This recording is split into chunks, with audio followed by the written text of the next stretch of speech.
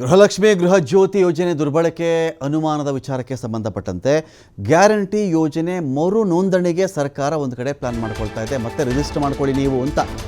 ಗೃಹಲಕ್ಷ್ಮಿಗಾಗಲಿ ಗೃಹ ಜ್ಯೋತಿಗಾಗಲಿ ಮತ್ತೆ ರಿಜಿಸ್ಟರ್ ಮಾಡ್ಕೊಳ್ಳಿ. ಯಾರ್ಯಾರೋ ಇದನ್ನು ದುರ್ಬಳಕೆ ಮಾಡಿಕೊಳ್ತಾ ಇದ್ದಾರೆ, ಅಪಾತ್ರರಿಗೆ ಯೋಜನೆಗಳು ಸಿಗ್ತಾ ಇದೆ, ಸುಳ್ಳು ತೋರಿಸಿ ಈ ಯೋಜನೆ ಲಾಭ ಪಡ್ಕೊಳ್ತಾ ಇದ್ದಾರೆ ಅಂತೇಳಿ ಸರ್ಕಾರಕ್ಕೆ ಅನುಮಾನ ಬಂದ ನಂತರದಲ್ಲಿ ಮರು ನೋಂದಣಿ ಮಾಡಿಸಿಕೊಂಡರೆ ಹೇಗೆ ಅಂತೇಳಿ ಪ್ಲಾನ್ ನಡೀತಾ ಇದೆ. ಗೃಹಲಕ್ಷ್ಮಿ ಮತ್ತು ಸರ್ಕಾರ ಮುಂದಾಗ್ತಾ ಇದೆ.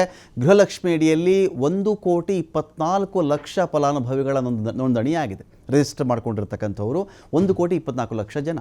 ಗೃಹಲಕ್ಷ್ಮಿ ಯೋಜನೆ ಅಡಿಯಲ್ಲಿ 1,64,00,000 ನೋಂದಣಿ ಒಂದು ಕಡೆ ಆಗಿದೆ. ಇಲ್ಲಿ ಗೃಹಲಕ್ಷ್ಮಿ ಗೃಹ ಜ್ಯೋತಿ ಅಲ್ಲೊಂದು 1.24 ಗೃಹಲಕ್ಷ್ಮಿ ಅಡಿಯಲ್ಲಿ ಕ್ರೋರ್ ಆಗಿರೋದು. ಇಲ್ಲಿ ಗೃಹ ಜ್ಯೋತಿ ಅಂತ ಬಂದಾಗ 1.64. ಸೊ ಮೃತಪಟ್ಟವರು ಒಂದೇ ಕುಟುಂಬದ ಇಬ್ಬರಿಗೆ ಗೃಹಲಕ್ಷ್ಮಿ ಹಣ ಹೋಗ್ತಾ ಇದೆಯಾ? ಹೀಗಾಗಿ ಸರ್ಕಾರಕ್ಕೆ ಆಗ್ತಾ ಇರ್ತಕ್ಕಂಥ ಹೊರೆ ತಪ್ಪಿಸುವ ಸಲುವಾಗಿ ಮರು ನೋಂದಣಿ ಯೋಜನೆ ಮಾಡಿಕೊಳ್ತಾ ಇದ್ದಾರೆ. ಮರು ನೋಂದಣಿ ಚಿಂತನೆಗೆ DCM DKಶಿ ಸಮರ್ಥನೆ ಕೊಟ್ಟಿದ್ದಾರೆ. ಸುಮಾರು 100 ಕೋಟಿ ರೂಪಾಯಿಗಳು ಮಿಸ್ಯೂಸ್ ಆಗ್ತಾ ಇದೆ. ಸತ್ತವರಿಗೂ ಗೃಹಲಕ್ಷ್ಮಿ ಯೋಜನೆ ಹಣ ಈಗಲೂ ಹೋಗ್ತಾ ಇದೆ. ಅದಕ್ಕೆ ಸರಿಯಾದಂಥ ದಾಖಲೆ ಕೊಡಿ ಅಂತ ನಾವು ಕೇಳ್ತಾ ಇದ್ದೀವಿ.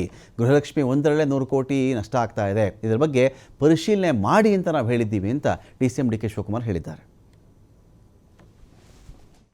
ಇಲ್ಲ, ಅದೇನಾಗಿದೆ ಅಂದರೆ ಸುಮಾರು 100 ಕೋಟಿ ರೂಪಾಯಿ ಅಷ್ಟು ಯಾರು ಗ್ಯಾರಂಟಿ ತೆಗೆದುಕೊಳ್ತಾ ಇದ್ರು ಅವರು ಎಲ್ಲ ತೀರ್ಕೊಂಡಿದ್ದಾರೆ.